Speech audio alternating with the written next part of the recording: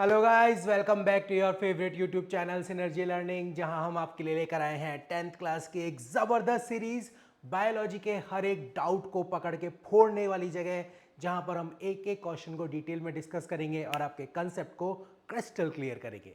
Guys, इससे पहले के लेक्चर अगर आप नहीं देखे हैं तो मैं आपको कहूँगा वो देख लीजिए, क्योंकि ये लेक्चर उन्हीं के कंटिन्यूटी में है।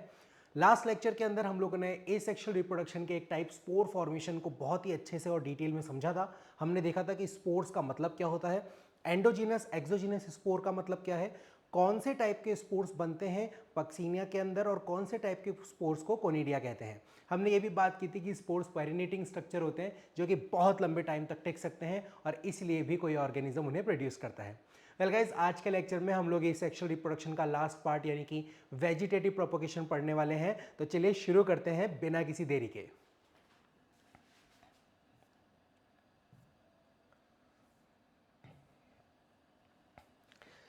तो let us start with the vegetative propagation. तो गाइस, सबसे पहले हम लोग ये समझने की कोशिश करते हैं कि यार ये शब्द का मतलब क्या है ना। देखो, वेजिटेटिव प्रोपोगेशन, अगर इस वर्ड को मैं ध्यान से समझूं तो मुझे साफ साफ पता चल रहा है कि ये दो वर्ड से मिलकर के बना हुआ है। पहला है वेजिटेटिव और दूसरा है प्रोपेगेशन, ठीक है ना। अब अगर मैं प्रोपोगेशन के बारे में बात करूं तो इसका मतलब होता है टू प्रोपोगेट, यानी कि आगे बढ़ना, आगे बढ़ना है ना। प्रोपोगेट यानी कि आगे बढ़ना, ठीक है। अब इसका मतलब ये हो गया कि अगर कोई चीज प्रोपोगेट कर रही है मतलब कि वो आगे बढ़ रही है। कहाँ आगे बढ़ रही है भैया? जिंदगी में आगे बढ़ रही है क्या?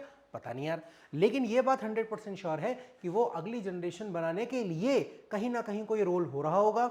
इसी वजह से हम लोग इसे सेक्सुअल रिप्रोडक्शन के अंदर रखते हैं। तो चलिए पहले इस वर्ड को अच्छे से समझ लेते हैं और उसके बाद हम लोग इसे स्टार्ट करेंगे। तो गाइस देखिए, यहाँ पे मैंने आप लोगों के सामने एक बहुत ही सुंदर सा विचित्र सा पेड़ का डायग्राम बना रखा है ना, बड़ा ही खूबसूरत। अगर मैं इसके डायग्राम के बारे में बात करूं तो मुझे यहाँ पर कुछ अलग अलग चीज़ें दिखाई दे रही हैं। जैसे कि फॉर एग्जांपल मुझे साफ साफ दिखाई दे रहा है कि यहाँ पे रूट्स हैं, है ना। यहाँ पे मेरे पास स्टेम है और ये मेरे पास लीफ है, राइट। इसी के साथ साथ ये देखिए मेरे पास हो गए सुंदर सुंदर फ्लावर, है ना।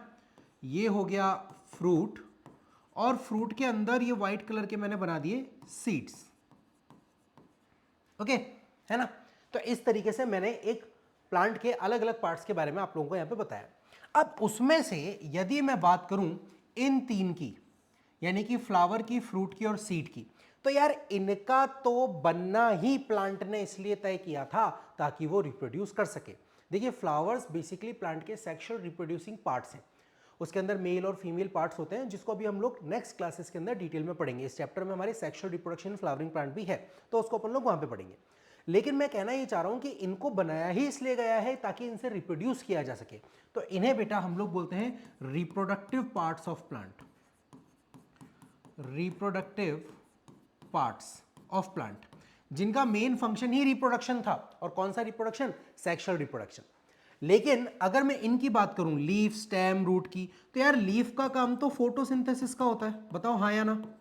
पढ़ा है हम लोगों ने, है ना, फर्स्ट चैप्टर के अंदर लाइफ प्रोसेस में। नहीं अगर आपने देखा है तो इसी चैनल के लिंक में आप लोगों को वीडियो मिल जाएगा और आराम से उस वीडियो को देखना, आपके लाइफ प्रोसेस के सारे डाउट्स क्लियर हो जाएंगे, है ना। तो इसका काम बेसिकली होता है फोटोसिंथेसिस के लिए। इसी के साथ साथ ट्रांसपीरेशन भी होता है, स्टोमेटा होते हैं, गैसेस एक्सचेंज होता है, बहुत सारी चीजें यहाँ पे रहती है। स्टेम का बेसिकली काम होता है कंडक्शन का, ठीक है। किस चीज को कंडक्ट करना? तो भैया लीफ ने जो खाना बनाया है उसको रूट तक ले जाना है, और रूट ने जो वाटर और मिनरल एब्जॉर्ब किए हैं उसको लीफ तक ले जाना है। यानी कि रूट्स का भी काम हो जाएगा एब्जॉर्प्शन का। रूट का भी काम क्या हो गया?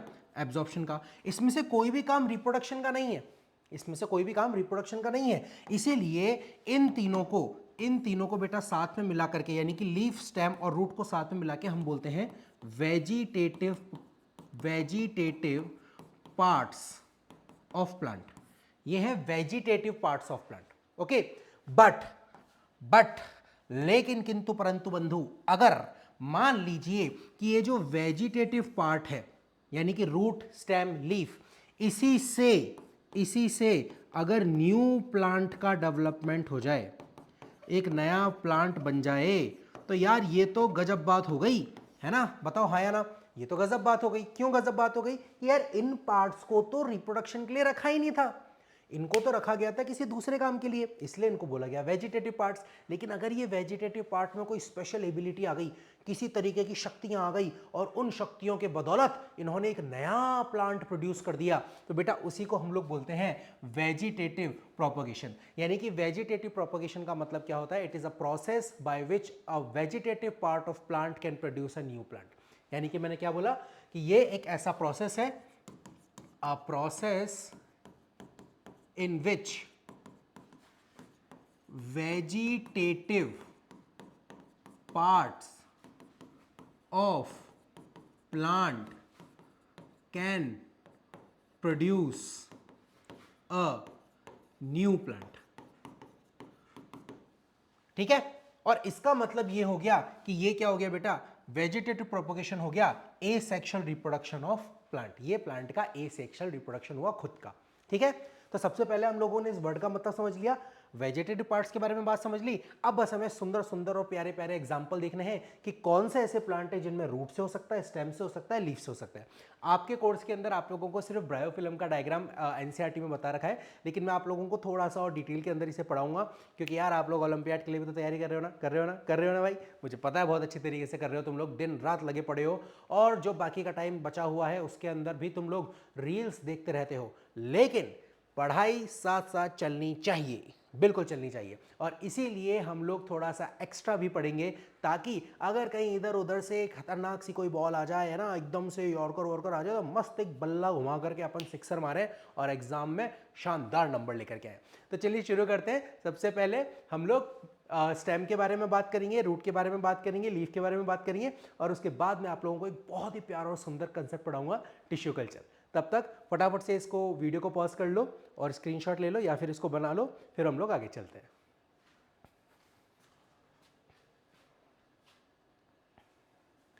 Okay, so let's continue our topic vegetative propagation. तो देखिए, वेजिटेटिव प्रोपगेशन में सबसे पहले बेटा हम लोग बात करते हैं रूट्स के बारे में। तो सबसे पहले अगर हम बाय रूट्स के बारे में बात करें तो इसका मतलब क्या होता है? देखो, मैंने आप लोगों को पहले भी बताया था कि प्लांट के अंदर एक बहुत इंपॉर्टेंट चीज होती है जिसको बट कहते हैं, है ना। इससे पहले वाले डायग्राम के अंदर ही मैं आप लोगों को समझाता हूं। देखो होता क्या है बेटा, प्लांट के अंदर ना, जैसे यहाँ से लीफ निकली है, ठीक है, यहाँ से मान लीजिए कुछ और निकला है, तो यहाँ पे बेसिकली होता क्या है कि कुछ छोटे छोटे सेल्स होते हैं जिन्हें बड्स कहा जाता है। ओके, बड्स, ये बड्स ना बहुत इंपॉर्टेंट चीज है। ये बेसिकली ग्रुप ऑफ सेल है, ग्रुप ऑफ सेल, ये ग्रुप ऑफ सेल है which can produce new sales. होता क्या है बेटा, प्लांट के जितने भी सेल्स होते हैं ना, बहुत ध्यान से इस बात को समझना, प्लांट के जितने भी सेल्स होते हैं वो सारे टूटी पोटेंट सेल होते हैं। ये वर्ड मैंने आप लोगों को पिछली क्लास के अंदर भी बताया था, जहां पर हम लोगों ने लाइफ प्रोसेस में बात की थी, ग्रोथ के बारे में बात की थी। आज मैं आपको दोबारा बता रहा हूं, टूटी पोटेंस। टूटी पोटेंस का मतलब ये होता है टोटल पोटेंशियल, है ना। वर्ड को ध्यान से समझने की कोशिश करोगे, टूटी पोटेंट तो वो बोल रहा है टोटल पोटेंशियल।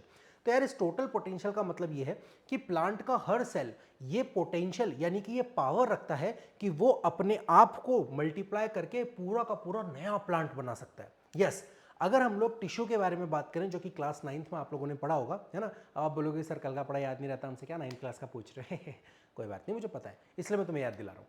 तो 9th क्लास में तुम लोगों ने पढ़ा था टिश्यू, और प्लांट टिश्यू में तुमने दो टाइप के टिश्यू पढ़े थे, मेरिस्टेम्स और परमानेंट टिश्यू। याद आ रहा है थोड़ा बहुत? मेरिस्टेम टिश्यूज वो टिश्यूज थे जिनका काम सिर्फ ग्रोथ का था, वो लगातार नए सेल बनाते जाते थे, बनाते जाते थे, बनाते जाते थे। ना वो फोटोसिंथेसिस करते थे, ना कंडक्शन करते थे, ना एब्जॉर्प्शन करते थे, वो कुछ नहीं करते थे। उनका सिर्फ एक काम है, लगातार नए सेल्स को प्रोड्यूस करना। वहीं जो दूसरे परमानेंट सेल थे, ये वो सेल थे जो मेरिस्टेम से बने, यानी जैसे मान लो 10 मेरिस्टेम थे, 10 से 100 सेल बन गए। अब 100 में से मान लो 90 सेल परमानेंट में कन्वर्ट हो गए, वापस से 10 मेरिस्टेम रहे जिन्होंने और 100 सेल बनाए। तो ये वाली कहानी तो चलती जा रही है। लेकिन जो परमानेंट टिश्यू है, यानी परमानेंट सेल है, वो पैरेन्काइमा, कॉलेनकाइमा, स्क्लेरेन्काइमा, याद है आपको? सिंपल परमानेंट टिश्यू कहते हैं। जाइलम फ्लोएम जैसे कॉम्प्लेक्स परमानेंट टिश्यू कहते हैं। तो ये परमानेंट टिश्यू में कन्वर्ट हो जाते हैं। लेकिन प्लांट के जो परमानेंट टिश्यू हैं, ये दोबारा मेरिस्टेम में भी कन्वर्ट हो सकते हैं, और इस प्रोसेस को डी डिफरेंशिएशन कहते हैं। डी डिफरेंशिएशन का मतलब क्या होता है, मैं आप लोगों को एक अलग स्लाइड में समझाता हूं। देखो होता क्या है कि जैसे मान लो प्लांट का ये एक सेल है, ठीक है, ये एक सेल है। अब प्लांट का ये जो सेल है, ये जो सेल है, ऑब्वियस सी बात है, सेल वॉल वगैरह सब हो गया, अपन बहुत ज़्यादा डिटेल में नहीं जा रहे, पर ये जो सेल है ना, ये सेल इधर मेरिस्टेम हो सकता है, ठीक है। अगर ये मेरिस्टेम है तो इस वाले मेरिस्टेम को बेटा अपन बोलते हैं प्राइमरी मेरिस्टेम। इसको अपन क्या बोलते हैं? Primary meristem. जैसे कि प्राइमरी मेरिस्टेम के मैं आप लोगों को एग्जांपल बताता हूं। अगर आपको याद हो एपिकल मेरिस्टेम, है ना, अगर आपको याद हो इंटर कैलरी मेरिस्टेम, ये वो मेरिस्टेम है जो शुरू से प्लांट के अंदर है। शुरू से, जब से प्लांट में सीड जर्मिनेशन हुआ है, उसने बढ़ना शुरू किया, तब से ये प्लांट के अंदर है। अब इसमें से, मेरिस्टेम में से कुछ सेल्स ऐसे होते हैं बेटा जी, कुछ सेल्स ऐसे होते हैं जो मेरिस्टेम से कन्वर्ट हो जाते हैं किसके अंदर? परमानेंट टिश्यू के अंदर। ये देखो परमानेंट टिश्यू में कन्वर्ट हो गए, वही कॉलनकाइमा, स्क्लेरेनकाइमा, जाइलम, फ्लोएम, कोई सा भी सेल है ना, परमानेंट सेल में कन्वर्ट हो गए। इस प्रोसेस को बेटा हम लोग बोलते हैं डिफरेंशिएशन। इस प्रोसेस को हम लोग बोलते हैं डिफरेंशिएशन। मतलब कि डिफरेंशिएट हो गया, प्लांट को पता पड़ गया मुझे आगे जाके क्या करना है। जैसे 10th क्लास में तुम सब टूटीपोटेंट हो, है ना, अब मेरिस्टेम हो, तुम्हें नहीं पता तुम आगे जाके कौन सी फील्ड लेने वाले हो, लेकिन जैसे ही तुमने साइंस बायो ले ली तो तुम मैथ्स में नहीं जा सकते, है ना, मैथ्स ले ली तुम बायो में नहीं जा सकते। अगर तुमने अकाउंट्स ले लिया या फिर मान लीजिए अगर तुमने आर्ट्स ले लिया तो फिर तुम बाकी की फील्ड्स में नहीं जा सकते। समझ पा रहे हो? तो कहने का मतलब ये है कि अभी पता नहीं चला है कि क्या हुआ है, लेकिन जैसे ही वो परमानेंट टिश्यू में कन्वर्ट हो जाता है ना, वो डिफरेंशिएट हो जाता है, उसे पता चल जाता है कि मुझे आगे जाके कौन सा फंक्शन करना है। अब परमानेंट टिश्यू है, ठीक है, कोई बात नहीं, लेकिन परमानेंट टिश्यू के अंदर ये पावर होती है कि परमानेंट टिश्यू वापस से कन्वर्ट हो सकता है किसके अंदर? मेरिस्टेम के अंदर। यस, परमानेंट टिश्यू में भी बेटा ये पावर होती है कि वो मेरिस्टेम में कन्वर्ट हो सकता है, और इस मेरिस्टेम को बेटा हम बोलते हैं सेकेंडरी मेरिस्टेम। और सेकेंडरी मेरिस्टेम का बहुत ही प्यारा एग्जांपल अगर तुम्हें थोड़ा बहुत याद हो तो उसे कहते हैं बेटा लेटरल मेरिस्टेम। जो लेटरल मेरिस्टेम होता है ना, उसको हम लोग बोलते हैं सेकेंडरी मेरिस्टेम। अब ये जो प्रोसेस हुआ, ये जो प्रोसेस हुआ, बताओ डिफरेंशिएशन का उल्टा नहीं हो गया? डिफरेंशिएशन से क्या हुआ था? मेरिस्टेम परमानेंट में कन्वर्ट हुआ था, मेरिस्टेम परमानेंट में कन्वर्ट हुआ था, परमानेंट दोबारा मेरिस्टेम में कन्वर्ट हुआ, है ना, परमानेंट टिश्यू वापस मेरिस्टेम में कन्वर्ट हुआ, तो इसे डिफरेंशिएशन कहेंगे। तो इसे बेटा हम बोलेंगे डी डिफरेंशिएशन। डी डिफरेंशिएशन, इसे हम बोलते हैं डी डिफरेंशिएशन। डी डिफरेंशिएशन, है ना, जैसे फॉरेस्टेशन, डिफॉरेस्टेशन, उल्टा हो गया। समझ पा रहे हो, है ना? ऑब्वियस सी बात है, सेकेंडरी मेरिस्टेम, मेरिस्टेम का काम सिर्फ ग्रोथ करने का होता है, तो ये इस मेरिस्टेम को दोबारा से कुछ टाइम बाद किस में कन्वर्ट होना पड़ेगा?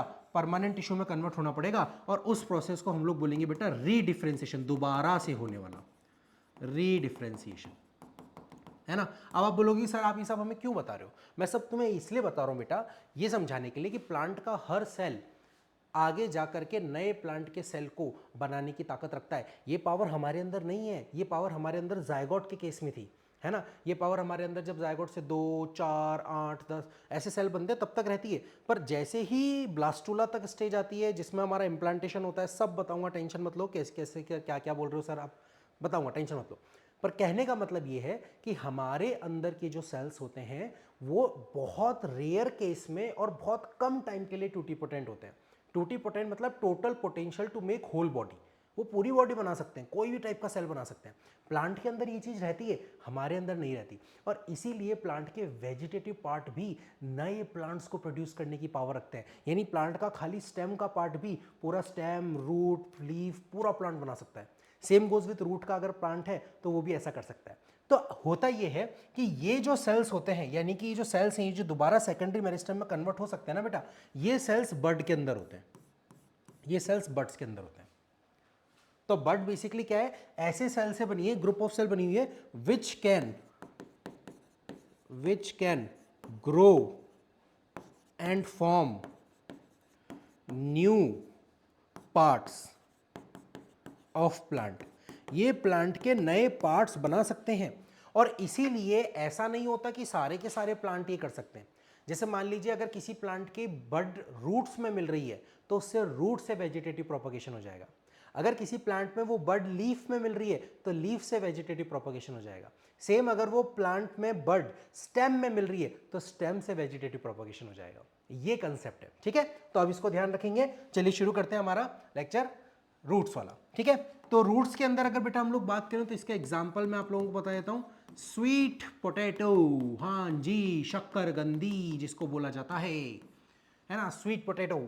स्वीट पोटैटो के अंदर क्या होता है बेटा? फ्लैशी रूट्स होती हैं, यानी कि बेसिकली होता क्या है, देखो उसको समझने की कोशिश करूँ मैं। तो उसके अंदर जैसे प्लांट है ना, ये जैसे मान लीजिए रूट है, तो ये रूट ऐसे नहीं रहती है, खाना स्टोर करके फ्लैशी हो जाती है, देखो लाइक दिस, है ना, ये देखो, ये खाना स्टोर करके फ्लैशी हो गई है, ये देखो, ये इस तरीके से ये खाना स्टोर करके फ्लैशी हो गई, मोटी मोटी हो गई, मोटी मोटी, बिल्कुल आलू की जैसी, आलू की जैसी है ना, लेकिन आलू स्टेम है, आलू स्टेम है, स्वीट पोटैटो रूट है ना, बड़ा कंफ्यूजिंग सा है लेकिन स्टेम है, अभी बताऊंगा क्यों, ठीक है। तो अब इसके अंदर क्या होगा बेटा, इसके अंदर कई कई जगह पे मुझे छोटी छोटी बर्ड्स मिलेगी, देखो like this, like this, like this, like this, ये बर्ड्स मिलेंगी। और जब इन बर्ड को पानी और सॉइल के कांटेक्ट में रखा जाएगा तो यहां से नई रूट्स और नया प्लांटलेट बन सकता है, बिल्कुल सही बात है। यानी कि स्वीट पोटैटो के अंदर क्या होता है, birds are present on fleshy roots which can give rise to a new plant when comes in contact of soil and water। समझ पा रहे हो, सब जगह पे हमें सेम ही चीज लिखनी है कि यार वो बर्ड है, अल्टीमेटली उस बर्ड में सॉइल और वाटर मिलेगा तो उससे नया प्लांट बन जाएगा। बस हमें ये समझना है कि वो बर्ड है कहां पे, है ना। जैसे कि अगर लीफ की मैं एग्जांपल लूं बेटा, तो लीफ का बहुत ही प्यारा और बहुत ही सुंदर एग्जांपल हमारे पास है, वो है ब्रायोफिलम। ब्रायोफिलम, ब्रायोफिलम की जो लीफ होती है ना बेटा, उसके ये जो मार्जिन के कट है ना, देखो यहाँ पे इन जगहों पे, इन जगहों पे यहाँ पे बर्ड्स मिलती है, देखो लाइक दिस, ये देखो लाइक दिस, लाइक दिस, ये बर्ड्स है, ठीक है। ये क्या है, ये है बर्ड्स, ये बर्ड्स मिल रही है इसके अंदर, है ना, इसके अंदर ये बर्ड्स मिल रही है, ये देखो ये बर्ड्स मिल रही है, ठीक है। अब जैसे ही ये लीफ फॉल होती है, ठीक है, ये लीफ क्या हो गई, ये फॉल हो गई, फॉल हो गई, और नीचे क्या है, नीचे मिट्टी पानी ये सब चीजें, ठीक है। तो जैसे ही बेटा ये बर्ड्स इस मिट्टी के कांटेक्ट में आती है, देखो ये सारी बर्ड्स ही तो थी, ये देखो ये यहाँ पे है ना, हर जगह पे, ये हर जगह पे बर्ड्स ही बर्ड्स हैं, है ना, ये देखो बर्ड्स हैं। तो जैसे ही यहाँ पे आती हैं, देखो यहाँ से रूट्स निकलना शुरू हो जाती है और यहाँ से छोटे छोटे प्लांटलेट्स के लीफ बनने शुरू हो जाते हैं, देखो लाइक दिस, लाइक दिस, ये देखो लाइक दिस, ये देखो लाइक दिस, ये देखो इस तरीके से, समझ पा रहे हो, है ना। तो ये क्या है बेटा, ये न्यू प्लांटलेट्स हैं, न्यू प्लांटलेट्स, है ना। यानी कि ब्रायोफिलम की लीफ जब नीचे गिरती है तो जहां जहां वो गिरती है वहां वहां वो नए प्लांट बना देती है, क्योंकि इसमें बर्ड कहां पर होती है, लीफ के अंदर होती है। तो आप सेम ही डेफिनेशन लिख सकते हो, birds are present on leaves, बस फ्लैशी रूट्स की जगह क्या आ जाएगा, leaves, which can give rise to a new plant when comes in the contact of soil and water. देखो कितना तो आसान है ना, बस हमें एग्जांपल याद करना है और ये पता लगाना है कि बर्ड्स कहां पर है, ठीक है। आराम से बैठ करके इसका स्क्रीनशॉट ले लो और लिख लो, फिर हम आगे स्टेम के बारे में बात करेंगे।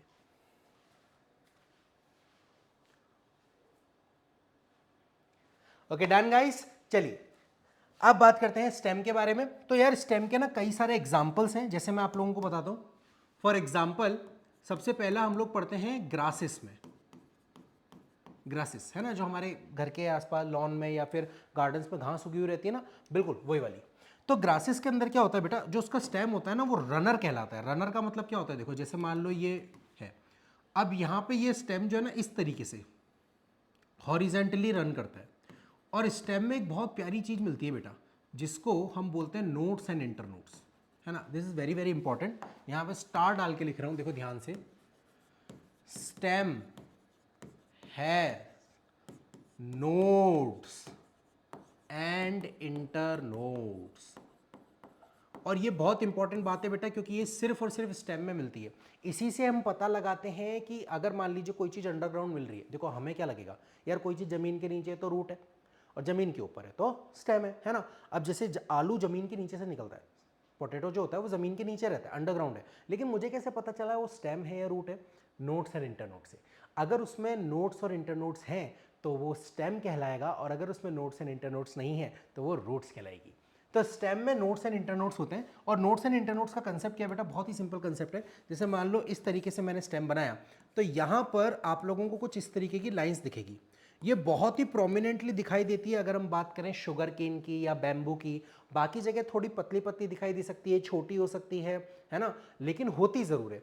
और स्टेम के अंदर ये जितने भी नोड्स होते हैं ना बेटा, वो यहां पर बड्स लगते हैं, ये देखो ये, तो ये वाली जो जगह होती है ना, यहां पर बड्स होती हैं, और बड्स सिर्फ और सिर्फ नोड्स वाली जगह पे मिलती है। ये देखो ये नोड्स हैं, ये नोड्स हैं, और नोड के बीच का जो हिस्सा है, नोड के बीच का जो हिस्सा है, उसे ही हम इंटरनोड कहते हैं, इंटरनोड, उसे ही हम लोग क्या कहते हैं, इंटरनोड कहते हैं। यानी कि स्टेम के अंदर नोड एंड इंटरनोड होती है। तो ये जो ग्रासेस है, इसके अंदर भी देखो ये सब क्या है, नोड्स हैं, और नोड्स के पास है बर्ड्स, ये देखो नोड्स के पास है बर्ड्स, है ना। तो जैसे मान लो ये मेन प्लांट था, ठीक है, ये मेन प्लांट था घास का। अब जहां जहां पर ये नोड्स सॉइल को टच होंगे, वहां वहां पे इनसे रूट्स निकलने लग जाएंगे, ये देखो लाइक दिस, ये देखो लाइक दिस, समझ पा रहे हो, लाइक दिस, है ना। जहां जहां पर ये नोड मिट्टी को टच करेंगे, वहीं वहीं पर इनसे रूट्स निकलने लग जाएंगी। मैं आपको बताऊं, जब भी आपके घर पे, जैसे मान लीजिए आपके घर पे गार्डन हो या आसपास कहीं गार्डन हो जहां पे घास लग रही हो नई नई, आपने अगर देखा हो तो घास जब लगाई जाती है तो ऐसा नहीं कि घास को एक एक छोटा छोटा बीज ला ला करके हम लोग थोड़ा थोड़ा एक एक सेंटीमीटर पे बोते हैं, ऐसा नहीं करते। हम कहीं से कटी हुई घास लाते हैं, है ना, किसी दूसरी जगह पे जहाँ पे घास लगी हुई है, ग्रासेस है, वहाँ से उसको लॉन को जैसे साफ करते हैं, वहाँ से साफ करेंगे, फिर वो जो कटी हुई घास है ना, उसको ला करके पूरे लॉन पे बिछा देते हैं, और बिछाने के बाद उसमें पानी डाल देते हैं। ग्रासेस में वेजिटेटिव प्रोपगेशन की वजह से वो घास अपने आप रूट्स का फॉर्मेशन करती है और वहीं पे ग्रो होना शुरू हो जाती है ना। तो इसकी ये एग्जांपल हो गया बेटा ग्रासेस का, ठीक है। इसके स्टेम को बोलते हैं रनर, ठीक है। अगर आपको ये याद ना भी रहे तो भी चल जाएगा, कोई दिक्कत वाली बात नहीं है, राइट। नेक्स्ट सेकंड एग्जांपल बेटा जो मैं आप लोगों को बता रहा हूं, बहुत बहुत इंपॉर्टेंट है, उसका नाम है वाटर हियासिंथ। खतरनाक एग्जाम्पल, खतरनाक एग्जाम्पल। जैसे रनर मिट्टी पे भागता है, वाटर हियासिंथ यानी जल कुंभी का जो प्लांट है, उसका जो स्टेम है वो पानी की सरफेस पे तैरता रहता है, ठीक है, पानी की सरफेस पे तैरता रहता है। जैसे मान लो ये पानी है ना, ये देखो ये पानी है, ठीक है, और यहां पर इसका स्टेम है, ये देखो ये इसका स्टेम है, तैर रहा है इसका स्टेम, वही सेम नोट्स और इंटरनोट्स होंगे इसके ऊपर, है ना, ये स्टेम तैर रहा है, ये लाइक दिस। यहाँ पे मान लीजिए कि इसके पास रूट्स हैं, वही ऑब्वियस सी बात है, अगर ये प्लांट तैर रहा है तो इसके पास ऐसी फाइब्रस रूट होगी जिसके अंदर एयर पॉकेट्स होंगे, बढ़िया बढ़िया, सही है। इसकी जो लीव्स होती है ना बेटा, बड़ी सुंदर होती हैं, देखो ऐसे गोल गोल प्यारी प्यारी लीव्स होती हैं, बहुत सुंदर सुंदर लीव्स होती हैं, और मस्त सा एक फूल लगता है बड़ा सा, ये फ्लावर हुआ। लेकिन जहां जहां पर इसका नोट्स टच करेगा, वहां वहां पर और नया प्लांट उगने लग जाएगा, और नया प्लांट उगने लग जाएगा, ये देखो लाइक दिस, और नया प्लांट उगने लग जाएगा। आपको एक खतरनाक बात बताऊं, इस वाटर हियासिंथ को ना टेरर ऑफ बंगाल भी कहा जाता है। यस, मैं यहाँ पे लिख देता हूँ, इसे वाटर हियासिंथ को बोला जाता है बेटा टेरर ऑफ बंगाल, बंगाल का आतंक, हा हा हा। क्या है ये बंगाल का आतंक? बंगाल का आतंक बेसिकली ये है कि इसकी सुंदर लीव्स की वजह से, इसके प्यारे प्यारे फूलों की वजह से इसे बंगाल के अंदर इंट्रोड्यूस किया गया था एज ऑर्नामेंटल प्लांट, कि भैया लेक्स में आजू बाजू लगा रहेगा, बड़ा सुंदर लगेगा, है ना, सुबह सुबह जाएंगे घूमने, हाँ मज़ा आ जाएगा। लेकिन हुआ ये कि अपने वेजिटेटिव प्रोपोगेशन की वजह से ये इतनी ज़्यादा फास्ट ग्रोथ करता है कि विथ इन सम टाइम ये पूरी लेक को कवर कर लेता है। अब होता ये कि पूरी की पूरी लेक के ऊपर ये लग जाता है। फिर उसके बाद होता क्या है कि अब देखो, ऊपर की एक तो अच्छे से सनलाइट नीचे नहीं जा पा रही, है ना, सनलाइट नीचे नहीं जा पा रही, तो नीचे जितनी भी एल्गी वेल्गी हैं वो ढंग से फोटोसिंथेसिस नहीं कर पाती। दूसरा, ऑक्सीजन जो एटमॉस्फेयर में है वही वाटर के अंदर मिक्स होती है, और उसी से एक्वेटिक एनिमल सांस लेते हैं, वो भी नहीं होती है। फिर इसकी जो रूट्स होती हैं उसके अंदर फिशेस वगैरह फंस जाती हैं, तो वो सर्वाइव नहीं कर पाती। इसकी वजह से बहुत ज़्यादा नुकसान होता है एक्वेटिक लाइफ का, और बंगाल के अंदर इसे निजात पाना बड़ा मुश्किल हो गया था, क्योंकि यहाँ पे एक जगह हम साफ करते थे, थोड़े दिनों बाद वो दूसरी जगह पे दोबारा लग जाता था, क्योंकि अगर एक भी स्टेम का पार्ट टूटा हुआ रह गया तो ये वहाँ से वेजिटेटिव प्रोपोगेशन कर लेगा। खतरनाक चीज़ है ना, वाटर हियासिंथ। तीसरा एग्जाम्पल बेटा बहुत ही सिंपल है, जो कि आप लोगों ने अगर कहीं सुना देखा भी हो, बिल्कुल इस तरीके के स्टेम होते हैं बैम्बू एंड शुगर केन के, bamboo and sugar cane. Bamboo and sugar cane के अंदर भी बहुत ही सिंपल सा हिसाब किताब है कि स्टेम है, इसके नोट्स और इंटरनोट से काट करके इतना हिस्सा आप डाल करके सॉइल में लगा दो, ये देखो ये सॉइल में लगा दो आप, यहाँ से नई रूट्स आनी शुरू हो जाएंगी और फिर ये ग्रो करना शुरू कर देगा। बैम्बूज को इसी तरीके से लगाया जाता है, पता है, बैम्बू जो होता है ना वो 100 से 150 साल में एक बार फ्लावर करते हैं बस, बहुत सारे नंबर ऑफ फ्लावर्स प्रोड्यूस करते हैं और मर जाते हैं। यानी कि बैम्बूस को सेक्सुअल रिप्रोडक्शन से तो उगाना बहुत ही इम्पॉसिबल है, 100 साल में एक बार फ्लावर आता है, इसलिए इनके ऊपर सिर्फ और सिर्फ वेजिटेटिव प्रोपगेशन का इस्तेमाल किया जाता है। एक सेम टू सेम ऐसे ही स्टेम का अंदर एक और बहुत ही प्यारा एग्जाम्पल है, वो है बेटा बनाना। किसको बनाना, क्या बनाना, कुछ मत बनाना, बनाना बनाना। तो बनाना बेसिकली क्या है कि उसके अंदर भी अगर आपने बनाना खाया हो तो आपने देखा हो उसके अंदर फ्रूट्स में सीड नहीं होते, है ना, बनाना हम खाते हैं उसमें सीड कहाँ होते हैं। तो जनरली बनाना को भी सेक्सुअल रिप्रोडक्शन से नहीं उगाया जाता, उसके लिए भी वेजिटेटिव प्रोपगेशन का ही सहारा लिया जाता है। और सिर्फ बनाना नहीं, इसके अलावा जैस्मीन, रोज, लेमन, ऐसे कई सारे प्लांट हैं जिनके अंदर हम वेजिटेटिव प्रोपगेशन पे भरोसा करते हैं, क्योंकि उससे तुरंत और बहुत ही ज़्यादा जल्दी एक नया प्लांट प्रोड्यूस हो सकता है। इसी चीज़ को हम लोग और ज़्यादा, क्योंकि देखो यार हम तो इंसान हैं, हमें पता चला ओहो ये तो खतरनाक चीज़ है, तो हम तुरंत उसको अपने फ़ायदे के लिए इस्तेमाल कर लेते हैं ना, बड़े चंट हैं हम लोग। तो इन चीज़ों की, इन पावर्स की प्लांट का हम लोगों ने बहुत ज़्यादा इस्तेमाल किया एग्रीकल्चर में। कटिंग, लेयरिंग, ग्राफ्टिंग, यदि अगर आपने सुना हो तो ये सब आर्टिफिशियल वेजिटेटिव प्रोपगेशन के तरीके हैं। पहले आपके कोर्स में थे, अभी नहीं है, इसलिए मैं बहुत ज़्यादा डिटेल में नहीं जाऊँगा। कटिंग अगर आपने कभी देखा हो, रोज़ के स्टेम को कट करके आप लगा लेते हो, मनी प्लांट के स्टेम को कट करके लगा लेते हो। सेम टू सेम इस तरीके से ग्राफ्टिंग होती है, जहाँ पे एक प्लांट के पार्ट को कट करके दूसरा प्लांट का पार्ट उसके ऊपर ग्राफ्ट किया जाता है। लेयरिंग होती है ना। तो ऐसे अलग अलग तरीके के टाइप्स होते हैं, पर अल्टीमेटली ये सब पावर्स और ये सब चीज़ें इसीलिए काम कर पाती हैं क्योंकि प्लांट्स जो होते हैं उनके पास ट्यूटिपोटेंसी होती है और वो अपने जैसे बहुत सारे सेल्स बना सकते हैं। मज़ा आया ना समझ के? फटाफट से स्क्रीनशॉट ले लो, फिर हम आगे बढ़ेंगे।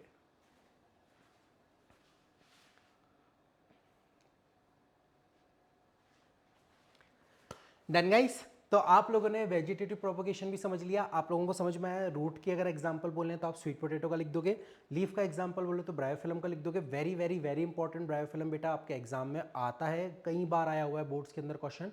और स्टेम के अंदर मैंने आपको दुनिया भर के एग्जाम्पल लिखा दिया, अगर आप ग्रासेस, बैम्बू दो भी लिख करके आओगे दैट्स मोर देन एनफ, आपको मार्क्स मिल जाएंगे, है ना। हर जगह पे आपको लिखना वही है कि अल्टीमेटली जिस भी पार्ट से वेजिटेटिव प्रोपगेशन हो रहा है वहाँ पे कहीं ना कहीं वो बर्ड होगी, और उस बर्ड को जैसे ही roots and water, soil and water मिलेगी, वहाँ से रूट्स ओरिजिनेट होना शुरू हो जाएगी। रूट आ गया, स्टेम आ गया, अब तो यार लीफ ही तो बनानी है, और अगर लीफ भी बन गया तो बल्ले बल्ले नया प्लांट, और ऐसे चाहो जितने प्लांट्स आप बना सकते हो, है ना।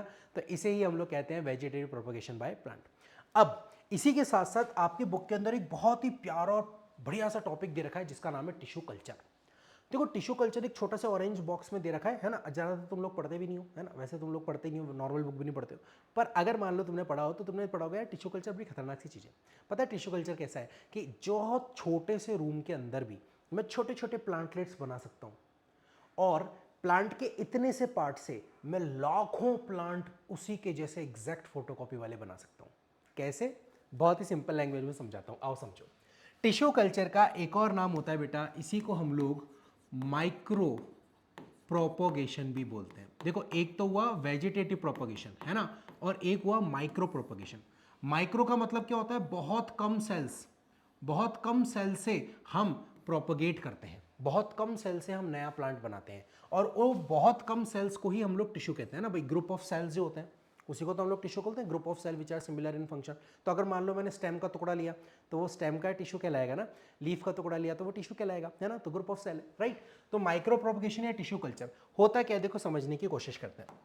मान लेते हैं कि मेरे पास एक प्लांट है, ठीक है, जैसे मान लो कि ये मेरे पास एक प्लांट है, ये देखो इसकी लीफ है ना, ठीक है, ये इस तरीके का मेरे पास एक प्लांट है। और यार मुझे ये प्लांट की वैरायटी ना बहुत शानदार लगी। जैसे मान लो क्या पता किसी एक्जॉटिक फ्रूट की वैरायटी हो, ड्रैगन फ्रूट है ना, या फिर एवोकाडो है, अमीर लोग एवोकाडो खाते हैं, एवोकाडो। तो अगर मान लो वैसा है तो मैं चाहता हूँ कि अगर मैं इसको उगाऊंगा ना तो मेरे को बहुत सारे पैसे मिलेंगे, लेकिन इसको उगाने के लिए ना मेरे को मतलब वेदर को कंट्रोल करना पड़ेगा, क्योंकि भाई यार किसी पर्टिकुलर टेम्परेचर और प्रेशर पे ही उगता है ये, या उसको उतना ही पानी चाहिए होता है, उससे ज़्यादा भी नहीं चाहिए, कम भी नहीं चाहिए, उसको उतनी लाइट चाहिए। तो मतलब बहुत सारे एन नंबर ऑफ फैक्टर्स होते हैं इसको उगाने के लिए। तो अगर मैं नॉर्मल खेत में इसको उगाने जाऊँगा, बीज डाल के, सीड डाल के, जो ट्रेडिशनल तरीका है, तो कोई भरोसा नहीं है कि ये उगे नहीं उगे, तो मेरा सारा इन्वेस्टमेंट ख़राब चला जाएगा। तो मैंने क्या दिमाग लगाया, मैंने टिश्यू कल्चर की मदद ली। मैंने एक एवोकेडो का प्लांट लिया, एक खरीदा, सिर्फ एक, और उसके पार्ट से एक छोटे से रूम के अंदर कई सारे एवोकाडो के प्लांट्स लगा लिए। और अब क्योंकि एक रूम है इसलिए उसके अंदर एयर कंडीशन लगाना बड़ा आसान है, उसके अंदर लाइटिंग को कंट्रोल करना बड़ा आसान है, और तो और उसके अंदर इरिगेशन को कंट्रोल करना यानी वाटर की अवेलेबिलिटी को कंट्रोल करना भी बहुत आसान हो जाता है। और इसी से कई सारे लोग बहुत ही बढ़िया पैसा कमा रहे हैं। आओ देखो समझते हैं कैसे करते हैं। तो होता ही है बेटा कि हम लोग किसी भी प्लांट का एक छोटा सा टुकड़ा, जैसे मान लो स्टेम ले लिया, जैसे मान लो रूट ले लिया या फिर लीफ ले लिया, कुछ भी ले लिया, अल्टीमेटली मैंने एक छोटा सा टुकड़ा लिया, ये एक छोटा सा टुकड़ा लिया, ये जो है इसको बेटा हम बोलते हैं एक्स प्लांट। इसको हम लोग क्या बोलते हैं? एक्स प्लांट बोलते हैं। तो x plant is the small part of plant taken for tissue culture. Tissue culture के लिए हमने जो पार्ट को सेलेक्ट किया है वो मैंने बोला एक्स प्लांट, है ना। एक बहुत प्यारी बात बताऊं, जनरली हम लोग SAM यानी कि शूट एपिकल मेरिस्टेम को यूज़ करते हैं। वो इसलिए बेटा है क्योंकि शूट एपिकल मेरिस्टेम लगातार ग्रोइंग सेल्स होते हैं ना, तो वहाँ पे वायरस का इन्फेक्शन नहीं होता। यानी कि अगर कोई प्लांट आपका बैक्टीरियल वायरस से इन्फेक्टेड भी है तो भी आप उसका शूट एपिकल मेरिस्टेम ले सकते हो क्योंकि वो वायरस फ्री होता है। ये सब लेना ज़रूरी है क्योंकि देखो अभी इसके बाद ना इस सेल को ग्रो करने के लिए हम लोग एकदम मस्त 5 स्टार कंडीशन वाली सुविधा देने वाले हैं। अगर उसमें एक भी वायरस या बैक्टीरिया आ गया तो इससे पहले वो ग्रो कर जाएगा और हमारा पूरा सैंपल बर्बाद हो जाएगा, है ना। इसीलिए इसको सही तरीके से एक्सप्लांट को डिसइंफेक्ट करना भी बहुत ज़रूरी है। तो अब क्या करेंगे बेटा, सबसे पहले हम एक्सप्लांट का सरफेस स्टेरिलाइजेशन करेंगे। स्टेरिलाइजेशन का मतलब होता है इसको साफ सूफ करना, है ना। मतलब कि इसको मतलब धूल वूल हटा देंगे, कोई बाहर से आया ना प्लांट तो धूल वूल हटाएंगे, इसको केमिकल में थोड़ा डिप विप करेंगे, वॉश वॉश करेंगे, मस्त एकदम फ्री कर देंगे इसको माइक्रोवेव, ठीक है। अब उसके बाद क्या करते हैं बेटा, इसे हम लोग एक ग्रो मीडियम के अंदर यानी ग्रोथ मीडियम के अंदर डालते हैं। देखो ये ग्रोथ मीडियम है, ये जो बनाए ना बेटा ये अगार अगार सब्सटेंस, अगार अगार सब्सटेंस से बनाए। अगार अगार सब्सटेंस जो होता है ना ये बेसिकली हम लोगों को एल्गी से मिलता है। ये एक तरीके का पॉलीसेकेराइड है। इसको ऐसा समझो कि ये जेली है, जेली। जैसे आप लोगों ने जेली खाई है बचपन में, है ना, कैसी होती है ना, ऐसी हिलती रहती है। लेकिन वो सॉलिड भी कह सकते हैं उसको क्योंकि शेप भी मेंटेन करती है, पर प्रॉपर सॉलिड भी नहीं कह सकते क्योंकि बहुत ईजिली वो ऐसे दबाओ तो हट जाती है ना, बहुत ईजिली टूट जाती है वो। तो ये सेमी सॉलिड टाइप स्ट्रक्चर हो गया, जेली लाइक कंसिस्टेंसी हो गई। आपको पता है वो जेली बनाने के लिए एक्चुअली अगार मीडियम को ही डाला जाता है। उस अगार मीडियम को आप किसी भी सिरप में डालोगे और फिर उसको गर्म करके ठंडा करोगे ना तो वो उसको जेली लाइक सब्सटेंस में कन्वर्ट कर देगा। तो ये अगार अगार मीडियम है बेटा।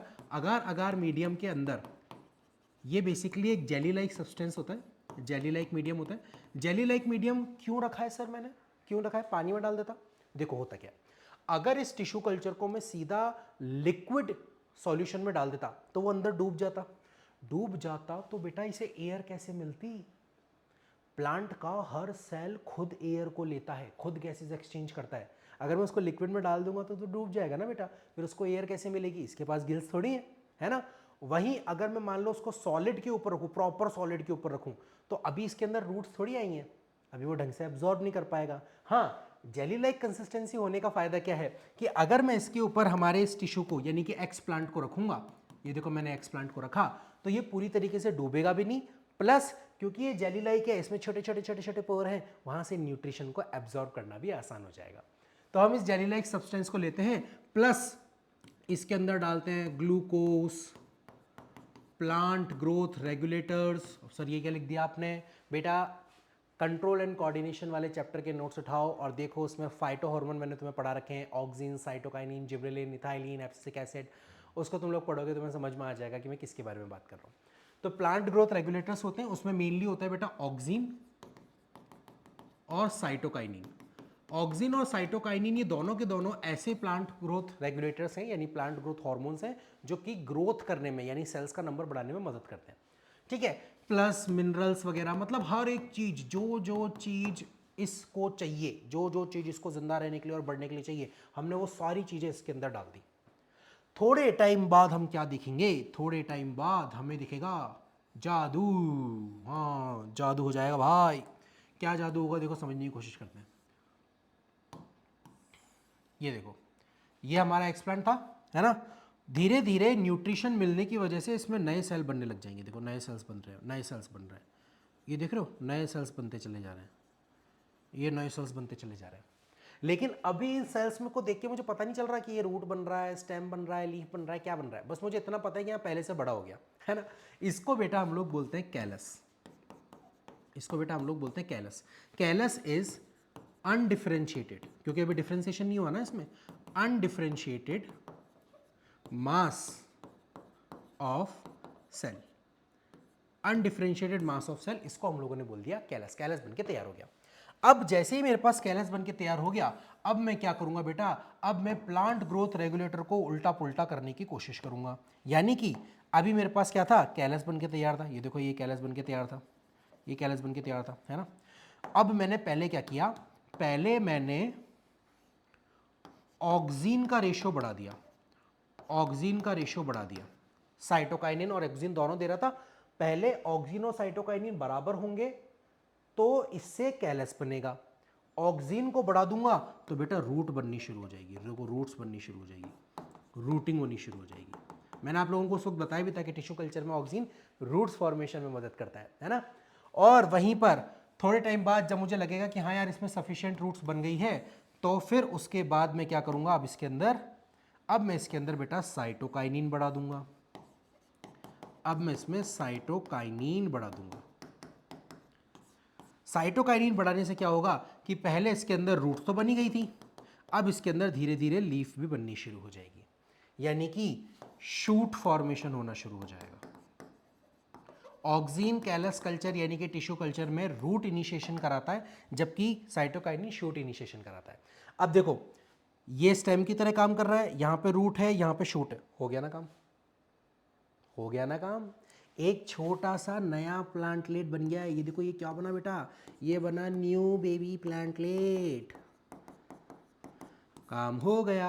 अब ऐसे चाहूँ तो मैं कितने ही प्लांटलेट बना सकता हूँ, है ना। अब उसके बाद इसको डायरेक्ट फील्ड में नहीं डालेंगे, क्योंकि यार अभी बिगड़ा हुआ बच्चा है ये, इसको 5 स्टार कंडीशन में रहने की आदत है ना। मम्मी दूध लाओ, दूध आ जाता है, मम्मी बॉर्नविटा चाहिए, बॉर्नविटा आ जाता है ना, मम्मी ग्लूकोज चाहिए, ग्लूकोज आ जाता है, मम्मी पीजीआर चाहिए, पीजीआर आ जाता है, सब कुछ आ जाता है अभी इसके पास।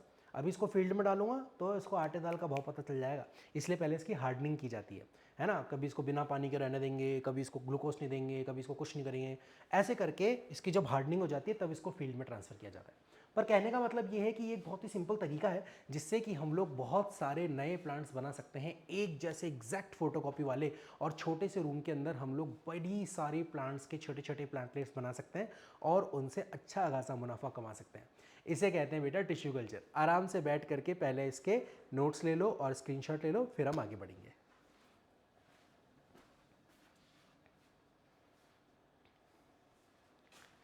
गॉट इट, है ना। तो ये कहानी थी बेटा टिश्यू कल्चर की। मैंने आप लोगों को अभी तक के इस सारे के सारे लेक्चर्स के अंदर रिप्रोडक्शन, उसके जनरल कंसेप्ट के बारे में, नीड ऑफ रिप्रोडक्शन क्या होती है उसके बारे में, फिर types of reproduction, sexual asexual, उनके बीच के डिफरेंसेस, डीएनए क्यों ज़रूरी होता है, उसका डुप्लीकेशन क्यों ज़रूरी है, रेप्लिकेशन क्यों ज़रूरी है, उसका रिक्वायरमेंट क्या है वो। फिर एसेक्सुअल के अंदर हम लोगों ने बात करी टोटल 6 टाइप के। हम लोगों ने फिर बात करी बडिंग, फिजन, उनके डिफरेंसेस, रीजनरेशन, फ्रेगमेंटेशन, उनके differences, spore formation, vegetative propagation और टिश्यू कल्चर आज के लेक्चर में। तो वे गाइज ये आपका कंप्लीट एसेक्सुअल रिप्रोडक्शन होता है और इसी के साथ हमारा ये एसेक्सुअल रिप्रोडक्शन वाला पार्ट और टॉपिक कंप्लीट होता है। अब जैसे कि मैंने आपको बताया था कि मैं आप लोगों को इंटेक्स्ट क्वेश्चंस में भी मदद करूंगा, तो चलिए पहले के इंटेक्स्ट क्वेश्चंस हम लोगों ने पुराने लेक्चर्स के अंदर डिस्कस किए थे। अब इस टॉपिक को जैसे ही आप लोग कंप्लीट करोगे, आप लोगों को कुछ और छोटे छोटे क्वेश्चंस मिलेंगे, आइए उनको पकड़ के फोड़ते हैं, है ना। चलो, तो ये कुछ सुंदर से इंटेक्स्ट क्वेश्चन आप लोगों के सामने हैं जो कि आपके एनसीईआरटी के अंदर लिखे हुए हैं। आओ एक एक को पकड़ने की कोशिश करते हैं। सबसे पहला, how does binary fission differs from multiple fission. अरे यार देखो लल्लू पल्लू क्वेश्चन है ना, एकदम फुद्दू सा question. Multiple fission binary fission से अलग कैसे है। देखो तुम्हारी सबसे बड़ी प्रॉब्लम ये है कि जब तुम आंसर लिखते हो ना, अब जैसे मान लो ये आंसर लिखना है और तुमने फिजन एक्सप्लेन कर दिया, तो फिजन तो डिफरेंस में थोड़ी आया, ये भी फिजन है ये भी फिजन है। तुम्हें जब भी डिफरेंस रखना है ना, तो तुम्हें बीच में लाइन खींचनी है, इधर एक कॉलम बनाना है, इधर दूसरा कॉलम बनाना है।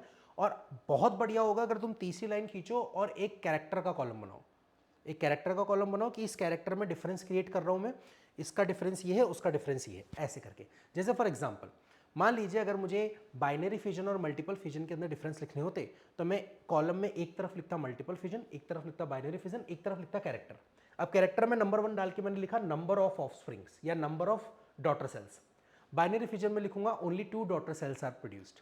मल्टीपल में लिखूंगा more than 2 daughter cells are produced. Got it? तो इस तरीके से आप लोग कर सकते हो। बाकी बाइनरी फिजन और मल्टीपल फिजन के अंदर हमने बहुत अच्छे से सारी की सारी चीज़ों के बारे में डिस्कस किया था। बाइनरी फिजन के अंदर अलग अलग तरीके के एंगल से फिजन हो सकता है। मल्टीपल फिजन में इस तरीके की कोई कंडीशन नहीं होती। मल्टीपल फिजन प्लाज्मोडियम में देखने को मिलता है, जबकि बाइनरी फिजन अमीबा बैक्टीरिया इनके अंदर देखने को मिलता है। लेक्चर को देखोगे आपको बहुत अच्छे से क्लियर हो जाएगा। ठीक है, next, how will an organism be benefited if it reproduce through spores. भैया स्पोर अगर बना रहा है तो उसका क्या बेनिफिट है? तो मैंने आपको पहले ही बताया था कि स्पोर माइन्यूट स्ट्रक्चर है और पेरिनेटिंग स्ट्रक्चर है। यानी पहली बात तो कि अगर मान लीजिए उसने स्पोर बनाया, फॉर एग्जांपल जैसे मान लो बाइनरी फिजन किसी ने किया लेकिन अनफेवरेबल कंडीशन आ गई तो डॉटर सेल भी मर जाएंगे ना। लेकिन अगर उसने स्पोर बनाए, अनफेवरेबल कंडीशन आई, उसकी मेन बॉडी तो मर जाएगी पर स्पोर जिंदा रह जाएगा। फिर वो स्पोर हवा के थ्रू इधर उधर घूमता हुआ जा करके नया बॉडी बना लेगा, है ना। तो एक तो स्पोर बहुत छोटे होते हैं, पेरिनेटिंग स्ट्रक्चर है इसलिए अनफेवरेबल कंडीशन को विथस्टैंड कर सकते हैं। इसी के अलावा क्योंकि छोटे होते हैं इजीली एयर के थ्रू दूर दूर जगह तक जा सकते हैं, यानी कि जो भी ऑर्गेनिज्म इसके थ्रू रिप्रोड्यूस कर रहा है वो एक जगह से दूसरी जगह तक बिना किसी प्रॉब्लम के दूर दूर तक जा सकता है और अपना साम्राज्य फैला सकता है ना। These are the benefits of spores. चलिए आगे चलते हैं। Can you think of reason why more complex organism can not give rise to new individuals through regeneration. देखो क्या बोला उसने, ऐसे क्या रीजन है जिससे कॉम्प्लेक्स ऑर्गेनिज्म रीजनरेशन नहीं कर सकते नए इंडिविजुअल्स बनाने के लिए। तो यार अगर आप लोगों ने रीजनरेशन और फ्रेगमेंटेशन वाला लेक्चर देखा है मेरा, तो मैंने उसमें बहुत क्लियर आपको बताया। जैसे मान लो कि मेरी बॉडी है, अब अगर यहां से मुझे रीजनरेट करना है तो यहां से रीजनरेशन, जैसे स्किन का रीजनरेशन है तो खाली स्किन की इंफॉर्मेशन गई ना, क्योंकि स्किन का सेल है। समझ पा रहे हो मैंने क्या बताया? एनिमल्स के सेल्स टूटीपोटेंट नहीं होते, वो एक बार परमानेंट में कन्वर्ट हो जाते हैं, फिर उसके बाद वो ताउम्र परमानेंट रहते हैं। स्किन के सेल स्किन सेल ही बना सकते हैं, बोन सेल नहीं बना सकते। बोन के सेल बोन के सेल ही बना सकते हैं, वो आंखों के सेल नहीं बना सकते, है ना। तो यार मेरी बॉडी में इतने डिफरेंट टाइप के सेल्स हैं कि वो सिर्फ अपने जैसे दूसरे सेल बना सकते हैं। पर अगर मैं नए इंडिविजुअल की बात कर रहा हूँ, जैसे मान लो नए इंसान की बात कर रहा हूँ, तो उसमें तो सारे ऑर्गन होने चाहिए ना। उसमें तो हार्ट भी होना चाहिए, लिवर भी होना चाहिए, किडनी भी होनी चाहिए, दिमाग भी होना चाहिए, है ना।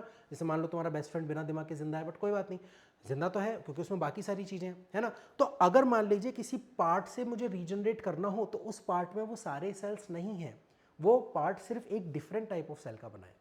तो कॉम्प्लेक्स ऑर्गेनिजम्स के अंदर क्या होता है बेटा, अगर मैं इसको लिखना चाहूँगा तो कैसे लिखूंगा?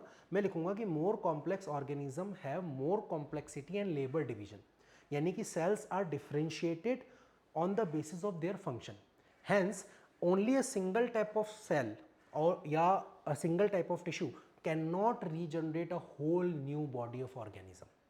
वहीं अगर हम सिंपल ऑर्गेनिज्म की बात करें जैसे प्लेनेरिया, उसकी बॉडी इतनी सी है, अब इतनी सी बॉडी में कितने टाइप के सेल्स होंगे, तो वो अगर कट हो जाता है तो उससे नया का नया ऑर्गेनिज्म बन जाता है ना। आप उस लेक्चर को वापस से रिविजिट करेंगे तो आपको इस क्वेश्चन का बहुत ही प्यारा आंसर मिल जाएगा। चलिए आगे चलते हैं। Why is vegetative propagation practice for growing some types of plant? यार कुछ टाइप के प्लांट के लिए ही वेजिटेटिव प्रोपगेशन हम क्यों इस्तेमाल करते हैं? तो सुनो, देखो बहुत आसान है। वेजिटेटिव प्रोपगेशन मुझे कब करना है? ए, अगर मेरे पास टाइम कम है और मैं बहुत ज़्यादा प्लांट उगाना चाहता हूँ, वेजिटेटिव प्रोपगेशन कर दूंगा। दूसरा, अगर मेरा प्लांट सुपीरियर क्वालिटी का है। देखो हर बार सेक्सुअल रिप्रोडक्शन आते हैं तो वेरिएशन होते हैं, है ना। हम लोगों ने डिफरेंसेस में पढ़ा है कि सेक्सुअल रिप्रोडक्शन में वेरिएशन होते हैं। तो अगर मान लो मेरे को बेस्ट वैरायटी मिली है और मैं नहीं चाहता कि इसके अंदर कैरेक्टर की मिक्सिंग हो, तो मैं वेजिटेटिव प्रोपगेशन करूंगा, तो उसी के जैसी फोटोकॉपी मुझे बेस्ट वैरायटी के प्लांट मिलते रहेंगे। तीसरा, अगर कोई प्लांट में सीड ही नहीं बन रहा है ना, जैसे बैम्बू, कोई बहुत सालों बाद सीड बनेगा, तो फिर मेरे पास और कोई रास्ता ही नहीं है, मुझे वेजिटेटिव प्रोपगेशन करना पड़ेगा, है ना। तो इस तरीके के कई सारे रीजन है जिसकी वजह से हमें वेजिटेटिव प्रोपगेशन पे डिपेंड रहना पड़ता है। और last, why DNA कॉपिंग is an essential part of process of reproduction. यार इस क्वेश्चन को मैं आप लोगों को पहले भी करा चुका हूँ, अभी दोबारा करा रहा हूँ। डीएनए कॉपी ज़रूरी क्यों है? यार रिप्रोडक्शन से जब इंसान नया बना रहे हो अपने जैसे कैरेक्टर की कॉपी, तो उसके अंदर वो कैरेक्टर पहुंचाओगे कैसे भाई? कैसे पहुंचाओगे, है ना। उसकी बॉडी को कैसे पता चलेगा कि मेरा स्किन कलर कैसा होना चाहिए, आंखों का कलर कैसा होना चाहिए, नाक का शेप कैसा होना चाहिए, कैसे पता चलेगा? आपका डीएनए ही तो उसके अंदर जाएगा और आपका डीएनए ऐसा थोड़ी कि आपके अंदर से निकल के उसमें चला जाएगा, तो फिर आप कैसे सर्वाइव करोगे? तो आपके डीएनए की एक मस्त फोटोकॉपी होगी और वो कॉपी अगली जनरेशन में जाकर के ये बताएगी कि क्या इंफॉर्मेशन आई है और उसके हिसाब से किस तरह से कैरेक्टर को बनाना है। तो DNA copy is the not only essential but it is the most essential part of the reproduction.